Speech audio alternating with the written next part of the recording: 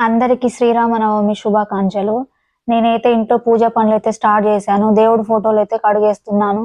దేవుడి ఫోటోలు కడిగేసైతే ఇగ ముందుగాలనైతే దేవుడికైతే పాయసం అయితే చేశాను. పాయసం చేసైతే ఇగ టీవీలో రాముల వారి సాంగ్స్ వింటూ అయితే ఇగ నేనైతే ఇంట్లో పనైతే చేస్తున్నాను. ఫోటోలైతే కడిగి బొట్లు పెడుతున్నాను. నాకు ఫోటోలు తుడవాలనిపించదు. ఎందుకో గాని నేనెప్పుడైనా ఫోటోలైతే కడిగైతే అట్లా బొట్లైతే పెట్టుకుంటాను. బొట్లు పెట్టుకొనైతే ముందు రోజు తెచ్చుకున్న పూలున్నాయి గదా! ఆ పూలతోనైతే పూజ గదంతా అలంకరణ చేస్తున్నాను. అసలు ఫోటోలు కడిగితే ఖరాబయితాయని అంటారు గానీ, నాకెందుకో గానీ నేనైతే అసలు తుడవను. ఫోటోలయితే ఎప్పుడైనా గూడా కడుక్కుంటాను. ఫోటోలు తుడవాలనిపించదు. ఇగ పులిహోర చేద్దామనయితే అన్నమయితే వేరే బౌల్‌లోకైతే తీసుకుంటున్నాను. అలానే పానకం గూడా రెడీ చేశాను. ఇగ పానకం, పులిహోర, సేమియా అయితే చేసైతే దేవుడికైతే ప్రసాదంగా పెట్టేశాను.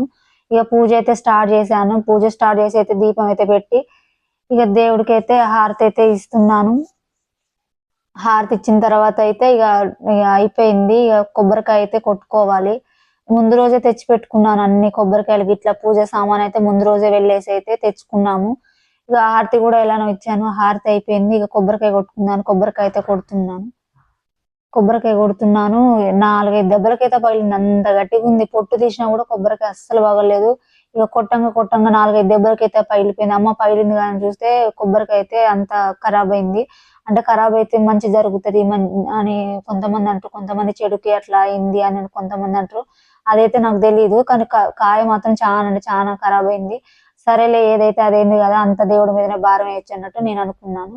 వీడియో నచ్చితే లైక్ చేసి సబ్స్క్రైబ్ చేసుకోండి ఫ్రెండ్స్. Bye bye. నెక్స్ట్ వీడియోలో కలుద్దాం. బాయ్.